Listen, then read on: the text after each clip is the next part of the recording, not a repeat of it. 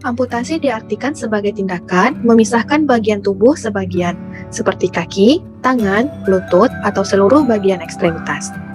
Amputasi dilakukan ketika ekstremitas sudah tidak dapat diperbaiki dengan menggunakan teknik lain, atau terdapatnya kondisi yang dapat membahayakan keselamatan tubuh atau merusak organ tubuh yang lain, sehingga menimbulkan komplikasi infeksi, perdarahan, dan pertumbuhan stam yang abnormal. Amputasi pada pasien DM yaitu prosedur pembedahan yang dihasilkan dari sebuah kondisi medis yang serius yang diakibatkan oleh peripheral vascular disease atau PVD, sensori neuropati, riwayat amputasi sebelumnya, foot deformities, dan ulcers yang bertujuan untuk mencegah penyebaran infeksi ke bagian ekstremitas yang sehat. Tindakan amputasi pada bagian anggota gerak atau ekstremitas pada pasien DM, 70% adalah amputasi ekstremitas bawah, dengan angka kejadian 5% amputasi minor, yaitu partial foot dan ankle amputations, dan 95% amputasi mayor, yaitu 50% below knee amputation, 35% above knee amputation, dan 7-10% hip amputation. Jenis amputasi pada pasien diabetes. Yang pertama ada amputasi minor. Amputasi minor yang melibatkan anggota gerak dari jari kaki sampai dengan pergelangan kaki. Yang pertama itu ada amputasi jari kaki. Amputasi ibu jari kaki yaitu amputasi tingkat transfalangeal dapat digunakan jika nekrosis terletak dari distal ke proksimal sendi interfalangeal.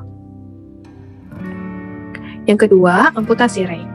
Amputasi ray dapat dilakukan jika terdapat infeksi yang mengenai bagian falangeal, merupakan teknik khusus yang sering dilakukan bila infeksi mengenai salah satu bagian jari kaki dengan menghilangkan bagian dari salah satu jari. Tujuannya menghindari penyebaran infeksi ke bagian tubuh lain. Penyembuhan luka berlangsung selama 1-3 bulan dan kaki dapat berfungsi penuh dan memungkinkan penderita amputasi ray dapat berjalan normal. Selanjutnya, amputasi transmetatarsal.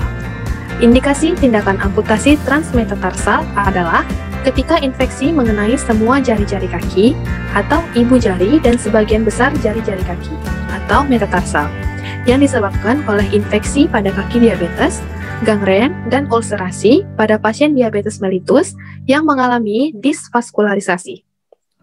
Amputasi ini digunakan jika nekrosis memanjang dari proksimal ke proksimal sendi interfalangeal. Selanjutnya ada amputasi SIM. Prosedur ini biasanya digunakan jika kaki telah hancur oleh trauma. Amputasi ini menyelamatkan panjang ekstremitas, mengangkat kaki antara talus dan calcaneus.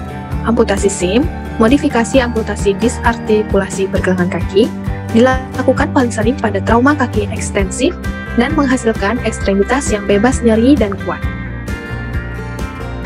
Selanjutnya ada amputasi mayor. Amputasi mayor dianggap mencakup semua amputasi di atas sendi pergelangan kaki, yaitu transtibial, transfemoral, disartikulasi lutut, disartikulasi pinggul, dan pelvektomi. Yang pertama yaitu ada amputasi di bawah lutut. Prosedur ini umumnya dilakukan pada penyakit vaskular perifer stadium akhir. Prosedur ini memberikan rehabilitasi yang sangat baik karena dapat menyelamatkan sendi lutut. Amputasi bawah lutut menjadi alternatif dibandingkan amputasi atas lutut karena pentingnya sendi lutut dan energi untuk berjalan. Selanjutnya ada amputasi di atas lutut.